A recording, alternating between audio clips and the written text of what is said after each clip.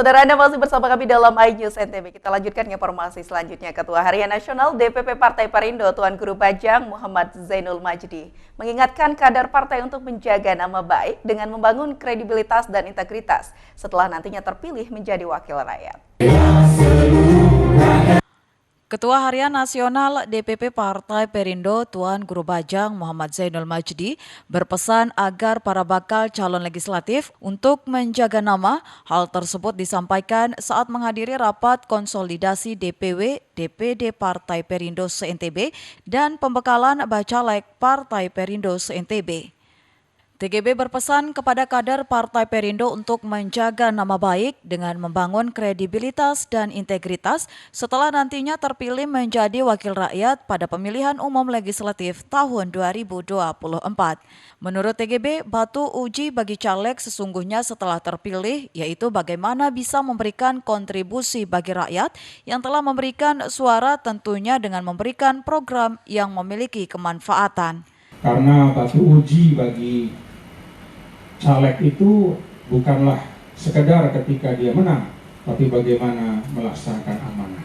Yang kita tanam kepada masyarakat bukan sebagai kemurahan hati, tapi sebagai tanggung jawab untuk mengembalikan amanah suara yang dia berikan dalam bentuk program yang bermanfaat untuk masyarakat. TGB menambahkan dalam menghadapi pemilu legislatif tahun 2024, kader Perindo khususnya Bacalek wajib memiliki mental pertarung dan pemenang.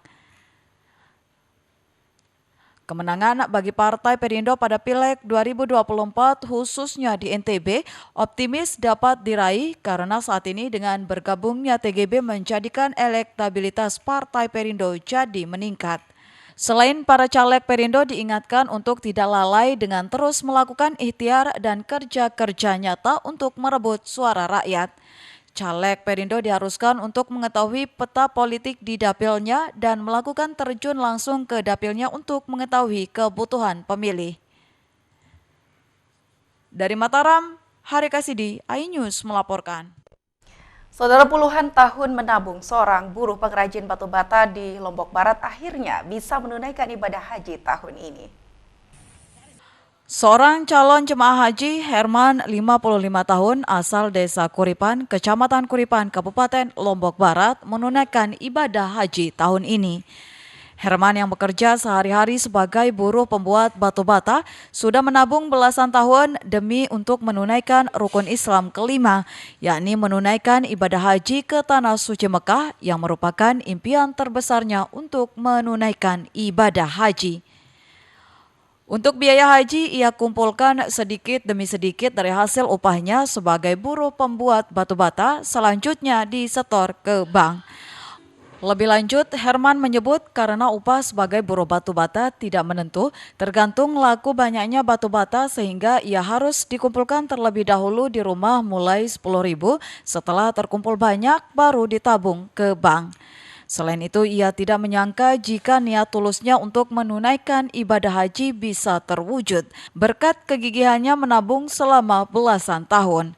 Keharuan pecah saat ia mendapat surat dari Kemenak Lombok Barat bahwa ia masuk dalam calon jemaah haji yang berangkat tahun ini. Apa pegawai sehari? Ini batu. Wah, lain dan nabung ke petani? Ini sekitar itu kumpulan tan sedikit nih ke bu. Tan nih ke. Akan tan pira nih ke dengan? Ini yang kumpulan nih ke sekitar kedi ini ke uli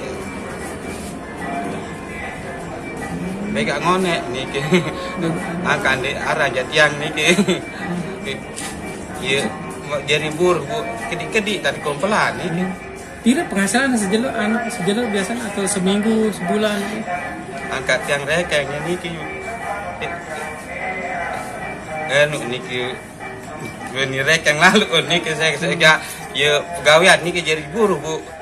Sementara itu, putri anak Bapak Herman mengatakan ayahnya merupakan seorang yang bekerja keras dan jika batu batanya laku, ia selalu menyisihkan uangnya untuk menabung untuk biaya perjalanan haji. Bapak sehari-hari kerjanya apa? Kayak gini ya, bata. Satu. mengibarkan. Terus nabung emang tiap minggu atau tiap bulan ya Bapak kemarin? Kalau udah terjual baru nabung gitu. Biasanya berapa kalau nabung itu? Ya kalau banyak ya sekitar 100.000 lah gitu. Mm-mm. Ya, Itu paling banyak ya. ya. Nah terus gimana perasaannya kalau Bapak sudah naik haji ini? Alhamdulillah bahagia sekali bisa melihat kedua orang tua bisa naik haji. Dari Lombok Barat, Muzakir, iNews melaporkan. Sementara itu, saudara, seorang ibu rumah tangga, Desi Haryani, memilih menjadi marsal di sirkuit Mandalika. Dan pekerjaan ini sebagai sampingan Desi Haryani untuk menambah perekonomian keluarganya. Salah satu marsal wanita terlihat bolak-balik membawa bendera pada event balap Subaru Award Championship di sirkuit Mandalika. Dengan cekatan, wanita ini menjalankan tugasnya sebagai marsal, sesekali mengibarkan bendera atau memantau penyelenggaraan event. Diketahui wanita ini bernama Desi Haryani, 29 tahun, asal Desa Kawu, Kecamatan Pujut, Kabupaten Lombok Tengah. Desi setiap harinya merupakan ibu rumah tangga. Ibu dari dua anak ini kerap kali menjadi marsal ketika ada event yang digelar MGPA di sirkuit Mandalika seperti track day hingga event lainnya. Selain menjadi marsal, setiap hari Desi bekerja sebagai guru honorer jenjang PAUD. Namun ketika mendapat panggilan menjadi marsal, Desi dengan senang hati menerima panggilan tersebut. Desi mengaku bersyukur mendapat panggilan menjadi marsal lantaran dapat menambah perekonomian keluarganya.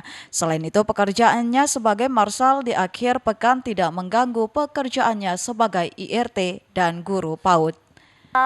Memberi tambahan bagi saya sebagai ibu rumah tangga dan tentunya senang dah karena bisa membantu ekonomi rumah.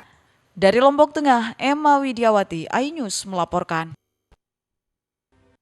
Dan saudara, demikian iNews NTB hari ini. Saya Kori Hafizah. Terima kasih atas kebersamaan Anda. Wassalamualaikum warahmatullahi wabarakatuh. Salam.